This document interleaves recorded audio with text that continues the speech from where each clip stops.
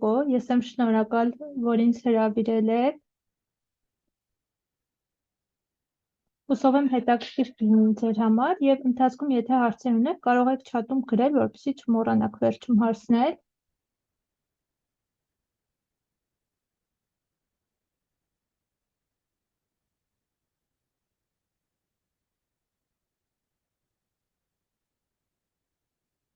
Մենք դեռ չենք տեսնում էկրանը։ Ընթացքի մեջ է։ Okay,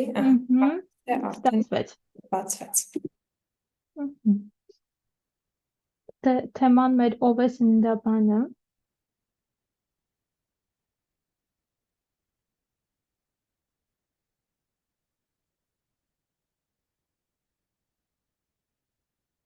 Չի ուզում իմ մոտ թերթի։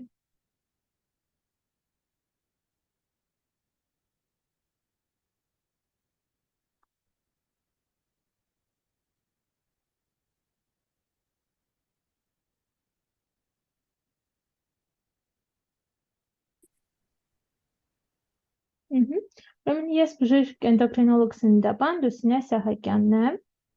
Աշխատում եմ Ռոյալ կլինիկայում եւ Սուրբ Գրիգոր Լուսավորիչ բժշկական քոլեջում դասավանդում եմ։ Եկեք սկսենք ամենասկզբից կրթությունից։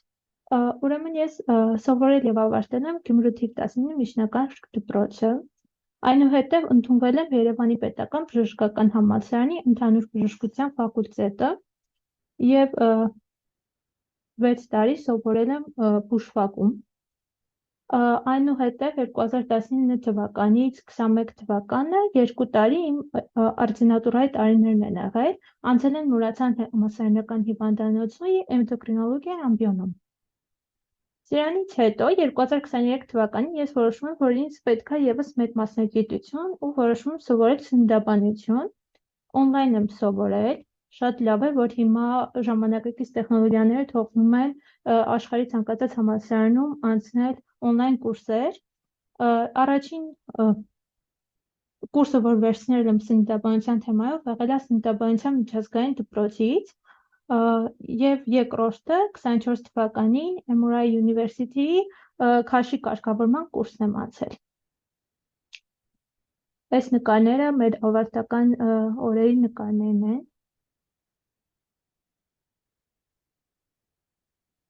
Ուրեմն Երևանի Մխիթար Հերացու անվան պետական բժշկական համալսարանի ընդհանուր բժշկական ֆակուլտետը սովորելուց ու ավարտելուց հետո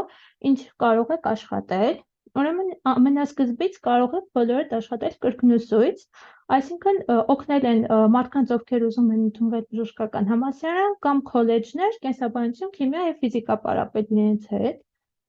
Երրորդ կուրսից հետո, երրորդ կուրսում մենք անցնում ենք դեղագիտություն առարկան ֆարմակոլոգիան, դրանից հետո մենք կարող ենք նաև աշխատել դեղատանը։ Ավարտելուց հետո 6 տարիները կարող ենք աշխատել շտապ օգնությունում, որպես բժիշկ, ընթացքում կարող ենք որպես բուժակ աշխատել։ Համալսարան ավարտելուց հետո դասախոսի աշխատելու հնարավորություն ունենք բոլոր քոլեջներում, իսկ հենց Հերացու համալսարանում աշխատելու համար նաև արձինատուրայի դիպլոմ մեզնից պահանջվում։ Եվ այս 6 տարիներն ավարտելուց հետո կարող ենք աշխատել բժշկական ներկայացուցիչ, որը շատ ակտուալ է ու շատ թափուր փաստիկներ կան։ Օրինակ, ինչ-որ ֆարմ կամպանիայում կարող եք աշխատել բժշկական ներկայացուցիչ։ Այդ նշանակում է դուք տարբեր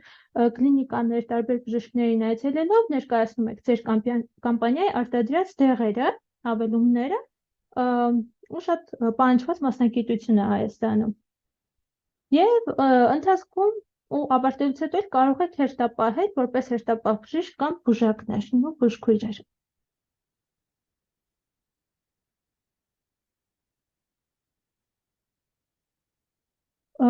Որպես աշխատեք նեղ մասնագետ, անհրաժեշտ է ընդունվել ու ավարտել արձինատուրան։ Արձինատուրայի տևողությունը տարբեր մասնագիտությունների համար տարբեր է, էնդոկրինոլոգիայի մասնագիտությունը 2 տարի է։ Արձինատուրը Հայաստանում կարող եք անցնել կամ Մխիթար Հերացու համալսարանում, կամ կարող եք անցնել Առողջապահության ազգային ինստիտուտում։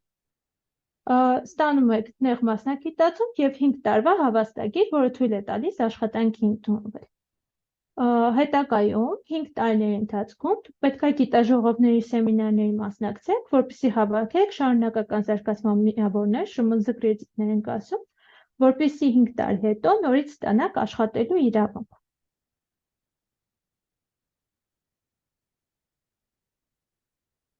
Ես պատմեմ իմ օրինակով, թե ոնց իմ կարիերան սկսեցի։ Ուրեմն հենց արտինատուրան ավարտեցի, ես ընդունվեցի աշխատել որպես դասախոս Սուրբ Գրիգոր Լուսավորչի քոլեջում ու դասավանդում էի թերապիա առարկան։ Հիմա էլ եմ դասավանդում։ Հետո, քանի որ ես ամուսնացա եւ բալիկ ունեցա, դեկրետի մեջ էի, իմ կլինիկական գործունեությունը հիմա սկսել եմ ծավալել Ռոյալ կլինիկում։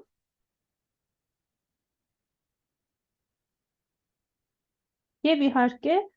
վարում եմ իմ սոցցանցերը, հիմա կարծում եմ ցանկացած մասնագետի անբաժան մասնիկ է դառել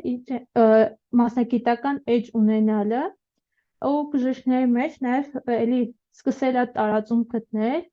գրեթե ամեն երկրորդ բժիշկ արդեն փորձում է վարել իր մասնագիտական էջը ավելի մեծ ճանաչում գտնելու համար։ Ես մոտավորապես շուտով կլրանա 2 տարի այն ինչ վարում եմ իմ էջը ու շատ ուրախ կլինեմ բոլորիդ տեսնել այնտեղ։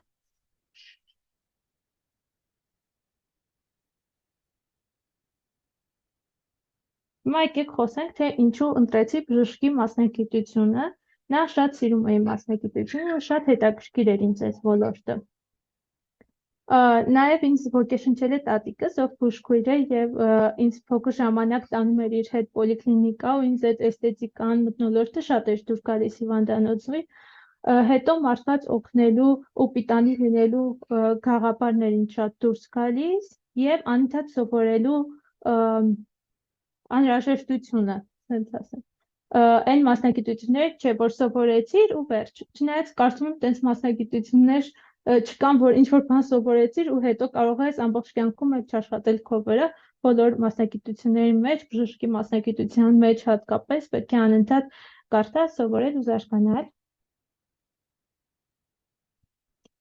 Իսկ ինչու հենց էնդոկրինոլոգ սննդաբան։ Նախ էնդոկրին հիվանդություններ լայն տարածում ունեն ամբողջ աշխարհում եւ Հայաստանում նույնպես։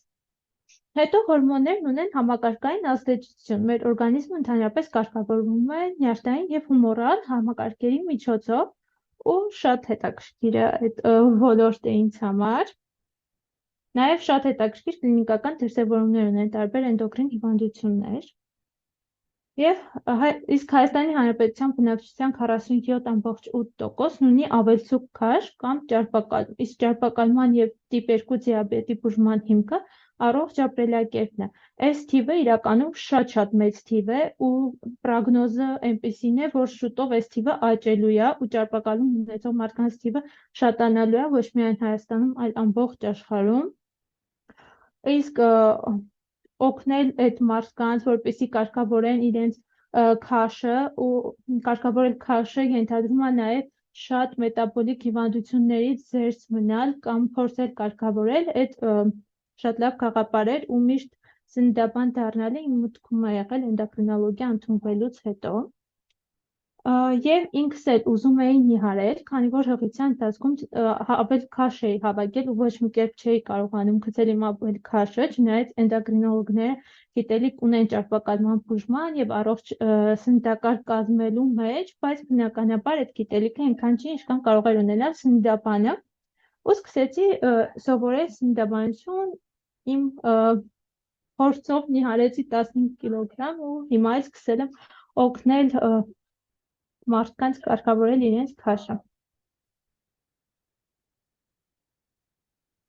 Հարցեր ունեք այս ընթացքից, թե հարցեր մնան վերջում։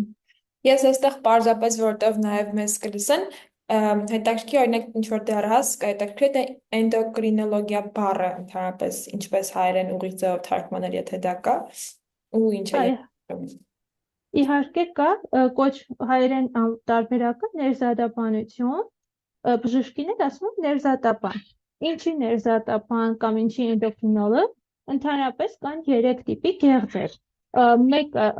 գեղձեր արտադրում են կենսաբանորեն ակտիվ նյութեր, հորմոններ։ Այսինքն այդ նյութը արտադրվում է օրինակ մի տեղ, օրինակ բանաձև կեղծում, բայց իր ազդեցությունը ամբողջ օրգանիզմի վրա լինում է։ Ուրեմն էնդոկրին գեղձերը կամ ներզատիչ գեղձերը հորմոնը իրանց արտադրած կենսաբանական ակտիվ նյութը միանգամից այրան մեջ է անցնում։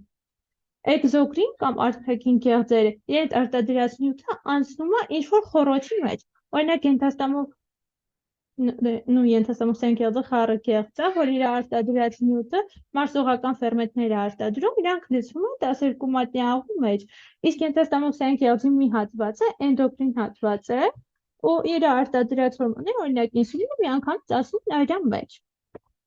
Այդ երկուսը եթե նույն օրգանը անում, այսինքն խառը գեղձ է։ Օրինակ քրտնագեղձերը մաքուր արտազատիչ գեղձեր են, այսինքն իրենց արտադրողը քրտինքը միանգամից լցվում է մաշկի վրա։ Իսկ եթե անցնում է այրան մեջ, ուրեմն ներզատիչ գեղձ է, այստեղից էլ ներզատաբան անվանումն է։ Լատիներեն էնդոկրին գեղձ, էնդոկրինոլոգ մասնագիտությունը։ Էնդոկրին համակարգի մեջ, ներզատիչ համակարգի մեջ մտնում են բազմաթիվ գեղձեր։ Եկեք քննարկենք իրանց, բացի գեղձերից նաև օրգաններ են մտնում։ Առաջինը հիպոֆիզն է, ուղեղում է գտնվում, ինքը գեղձերի դիրիժոր է հարմարվում, լիքը տարբեր հորմոններ է արտադրում, եկեք չմանրանանք, որը ինչ հորմոն է արտադրվում, որ շատ ծանր ու էնդոկրինոլոգիայի դասի չնմանվի։ Այստեղ կարող եք տեսնել ամենատարածվածներից վահանաձև գեղձը, ենթաստամոքսային գեղձը, լյարդն է համարվում, ենթամաշկային ճարպային բջջանքը, մակերիկամները, սեռական գեղձերը, պլացենտան և այլն։ Ու էնդոկրինոլոգը ինչ հիվանդությունների հետ է աշխատում։ Ամենահայտնիները շաքարային դիաբետն են, կարծում եմ բոլորը տեսած կլինեք։ Վահանաձև գեղձի խնդիրները՝ հիպոթիրեոզ, հիպերթիրեոզ, հանգուցավոր խբիբը, հիրսուտիզմ, հազատափություն, դաշտանային ցիկլի խանգարումներով է զբաղվում էնդոկրինոլոգը, հիպոգոնադիզմով, օստեոպարոզով, որը ոսկրերի խտության նվազումն է, հարվանաձև գեղձի հիվանդություններով, Կուշինգի հիվանդությամբ, մակերիկամային անբավարարությամբ, հիպերպրոլակտինեմիա, ոչակային դիաբետ, ակրոմեգալիա, ճարպակատում, վիտամինների, միկրոմակրոէլեմենտների անբավարարությամբ, այս բոլոր խնդիրներով, նաև մի շարք այլ խնդիրներ, որոնք ես չեմ թվարկել, որպեսզի շատ երկար չլինի, զբաղվում է էնդոկրինոլոգը։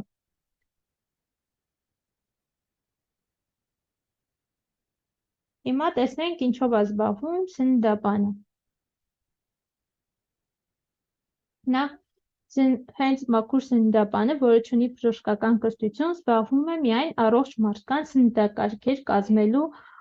գործով, այսինքն օգնում այն մարդկանց, որոնք չունեն ինչ-որ քրոնիկ հիվանդություններ կամ ավելցուկ քաշ, ճարպակալում, այդ մարդկանց համար բացատրում է ինչ է առողջ ապրելակերպը, կարող է կազմել սննդակարգ։ Իսկ քաշ կորցնելու սննդակարգեր, քաշ հավաքելու սննդակարգերը, բուժական սննդակարգերը, օրինակ պանկրեատիտի, խոլեստատիտի, դիաբետի դեպքում, բուսակերների և վեգանների համար սննդակարգ կազմելը, ինչպես նաև տարբեր անտանելիություն ունեցող մարդկանց համար, օրինակ լակտոզ-ֆրի, գլուտեն-ֆրի սննդակարգ կազմելու գործով զբաղվում են բժիշկ սննդաբանները կամ դիետոլոգներ։ Նույնն է։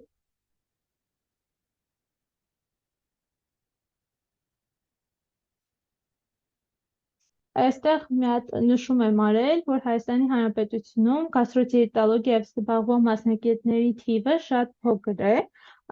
ու այս կարող է լավ հուշում լինի ձեր համար մասնագիտական կողմնորոշման հարցում, որ այդ ճյուղը կարող եք ընտրել ու զարգացնել,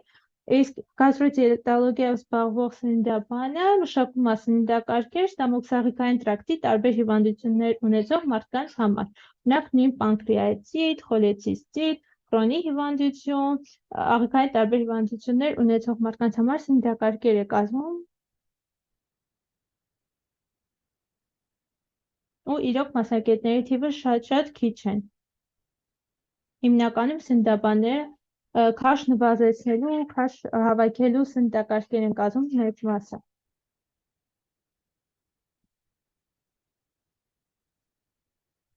Հիմա փոխած խոսենք AI գործիքների մասին, որոնք միանշանակ օգնում են նամանավանդ սննդաբանի մասնագիտության մեջ, նախ օգնում է ինձ Instagram-յան edge-ս վարել, այսինքն տեքստեր գրելը համախմբելը ավելի հեշտ է ChatGPT-ով անել, Եվ նաև կարող է կազմել սննդակարգ։ Օրինակ ես հարցում եմ տալիս, այս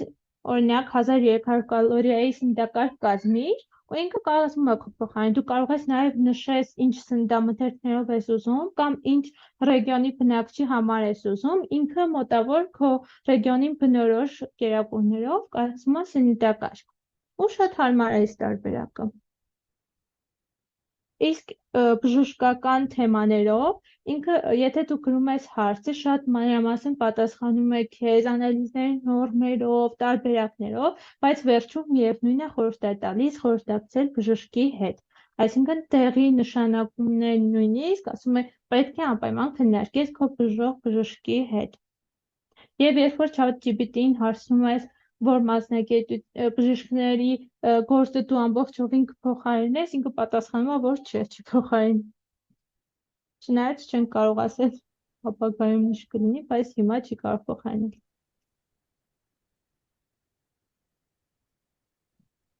Մասնագիտություն ընտրելիս հաշվի առեք ձեր նախասիրությունները և լսեք ձեր ներքին ձայնին։ Ճիշտ է,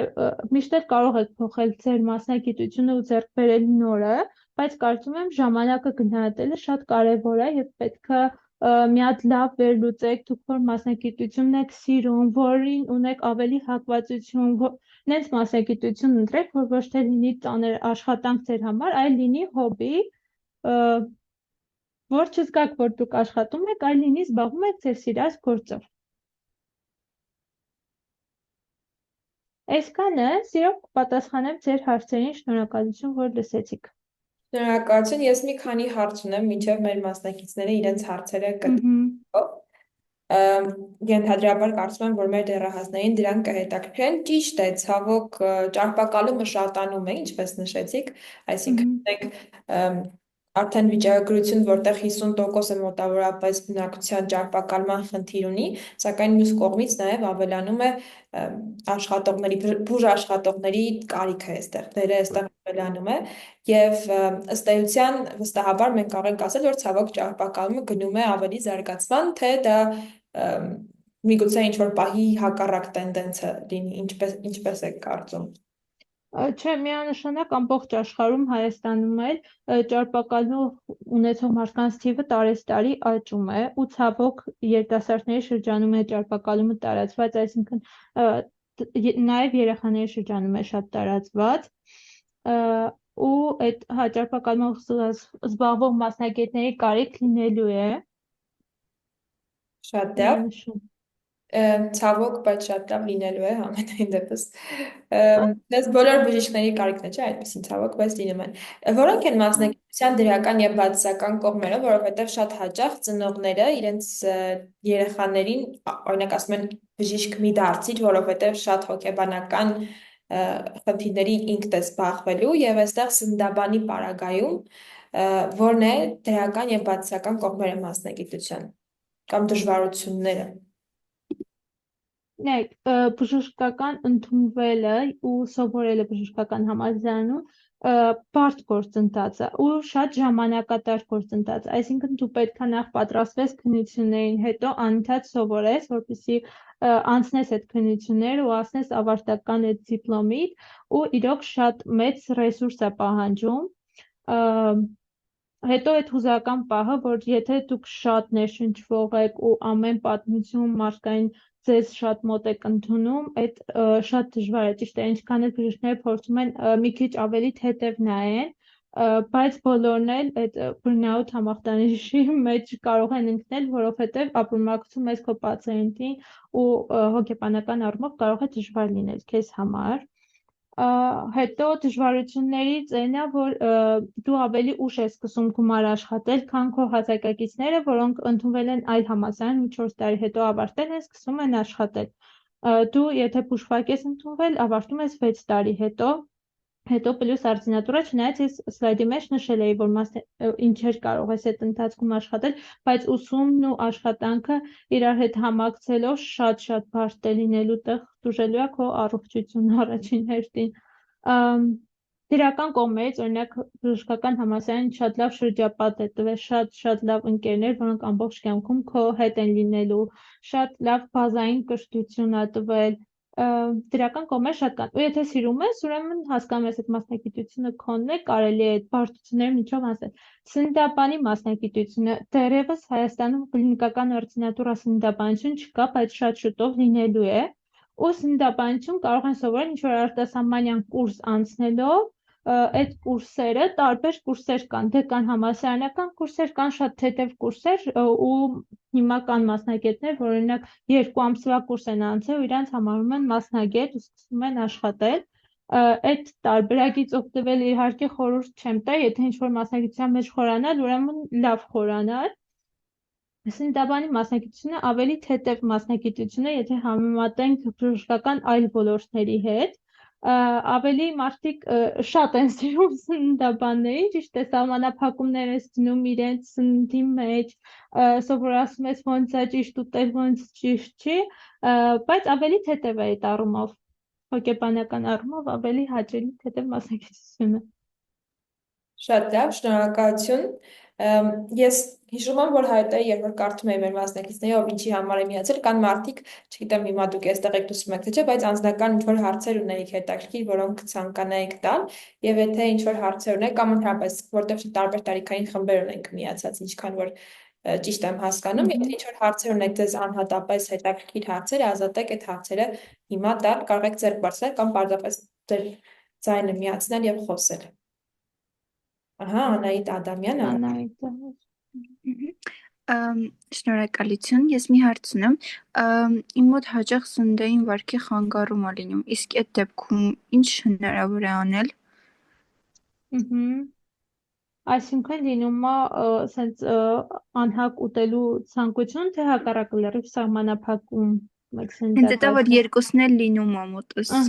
Իրար հաջորդում։ Օրինակ, այս դեպքում պիտի թիմ աշխատի, այսինքն մենակ սննդաբանը հերիք չի, նաև հոգեբան, հոգեթերապևտ ենք միացնում, որպեսզի հասկանա հիմնական պատճառը, թե ինչից է լինում։ Ինչքան էլ սննդաբանը ասի, պետքա սենց սնվել, չունենալ այդ անհակ ուտելու նոպաները կամ չսահմանափակել, միևնույնն է, այստեղ պետքա թիմային մոտեցում, որպեսզի ավելի խորը հասկանան ինչու՞մ է թաքնված պատճառը։ Շատ լավ, շնորհակալ եմ։ Դուք կարող եք ինձ գրել Instagram-ով, ես ավելի երկար խոսենք։ Մերսի շատ։ եթե չի, դες հանդիպման ավարտին ես մեյլով կուղարկեմ նաև տեղեկատվությունը, նաև այդ ինչ չեն, նաև կուղարկեմ Instagram-յան էջի հղումը, որտեղ ավելի մանրամասն, ինչպես նաև Լուսինեն շատ հետաքրքիր վիդեո ռոլիկներ արդեն հասցրել եմ տեսնել ունի գաղտնիքների մասին, ինչպես սնվել, ճիշտ է, բավական կարճ, բայց հետաքրքիր։ Աշոտ ջան, լսում ենք քո հարցը։ Օրինակ դուք խոսեցիք չէ ճարպակալման մասին, իսկ հակառակը, երբ որ մարդը չափից դուրս նիհար է, այդ հարցերով զբաղվում եք դուք։ Հա, իհարկե զբաղվում եմ, այս անորեքսիա կամ թերսնուցման հարցերով էլ ենք զբաղվում, ինչպես հասկանաք, որ ձեր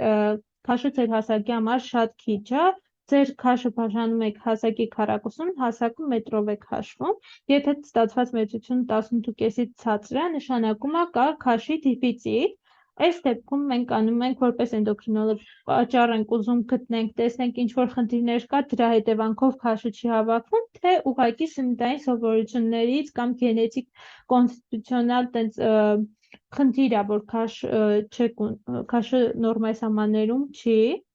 Ու այլի երկարատև զրուցում ենք հասկանալու համար ինչով կարող ենք օգնել։ Իհարկե սննդակարգ եւս տրամադրում եմ ավելի բալանսավորված ու կալորիաների պրոֆիցիտով, որպեսզի այդ ընդունելով մի քիչ քաշը ավելանա։ Բայց այդտեղ կարևոր բան պիտի ասեմ, որ քաշ ավելացնողների, քաշ նվազեցնողների դեպքում էլ կարևոր է համբերությունը, այսինքն չի լինում մեկ ամիս աշխատել ու միանգամից հասնեք ձեր ուզած արդյունքին, պետքա համբերատար երկար աշխատեք ու մարզվեք։ Քաշ հավաքելուն շատ օգնում են տենց ուժային վարժությունները։ Աշոտ ջան, այլ հարց ունես, թե վերջ։ Աշոտը հարց չունի։ Ես մի հարց ունեմ ու անցնենք հաջորդ հարցին, եթե դա լինի, օրինակ, ինչպիսին է բանաձևը սպորտի եւ սննդի, սննդակարգի միջև, քանի տոկոսով է որը ավելի կարևոր, թե դրանք հավասար են, այսինքն որին պետք է ավելի շատ ուշադրություն դարձնել, ավելի շատ օրինակ սպորտով զբաղվել, բայց քիչ ուշադրություն դարձնել սննդակարգին, թե ավելի շատ ուշադրություն դարձնել սննդակարգին եւ ոչինչ, եթե չմարզվես։ Իսկ ասեի երկուսն էլ հավասարաչափ կարևոր են, իհարկե կարելի է քաշկորցնել, ավելացնել միայն սննդակարգով, բայց ֆիզիկական ակտիվությունը այն կարևոր առողջ ապրելակերպի կարևոր հիմնաքարերից մեկն է, ու շաբաթական առնվազն 150 րոպե ֆիզիկական ակտիվություն դա բոլորին է խորհուրդ տրվում, ոչ միայն քաշ հավաքողներին կամ նիարողներին, այլ սովորական առողջ մարդկանց, որպեսզի ավելի առողջ լինեն։ Շնորհակալություն, արդյոք ունենք այլ հարցեր, ես այստեղ տեսնում եմ Արման, Լիիդ Զաքարյան, Սուզաննա Վարդան, արդյոք ինչ-որ հարցեր ունեք։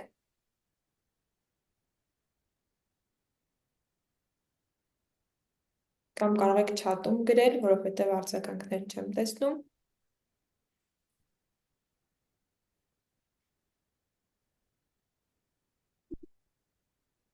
Շատ լավ, կարծես թե հարցեր չունենք, եթե Աշոտ եւ Անահիտ դուք էլ հարցեր չունեք, իմ հարցերն էլ որպես դեռահասով նայում էր, միգուցե իրեն հետաքրքրեր, ես արդեն տվեցի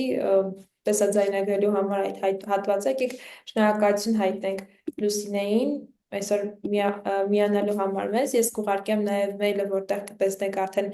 տվյալները եւ եթե ինչ-որ շատ սպეციფიկ հարցեր ունեք, որը միգուցե չցանկացեք այս պահին տալ կամ կուզեք մանրամասն ուղարկել հենց բժշկուհուն, շատ կարող եք օգտագործել այդ հնարավորությունը։ Շնորհակալություն անչափ։